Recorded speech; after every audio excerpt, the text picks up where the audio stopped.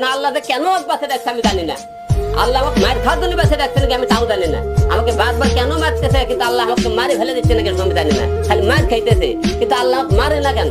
পৃথিবী থেকে বিদায় করলে কারণ আমি তো এই বাংলার ধর্ম ভুল করে ভুল করতে।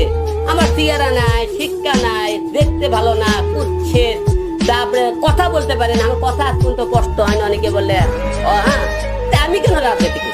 আমার কি যোগ্যতা আছে? হয়তো একলে একলে কথা বলে আমার কি যোগ্যতা আছে? আমার তো যোগ্যতাই নেই। তাহলে আমাকে না কেন রাজনীতি হবে? আমি যেহেতু যোগ্যতা ব্যক্তি, সে বাংলা থাকার দরকার নেই। আমি না খেতে মানুষ হোক না যে আমি আমার মাকে যা খাওয়াবো, কারণ আমার মা মরে গেলে, আমি মরে গেলে মাকে খাওয়ার মূল্য নাই। তোর চোখ বাঁচানোর দরকার নাই।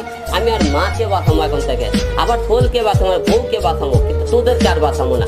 কারণ আমাকে তোরা 6 বছর দালাল করছে।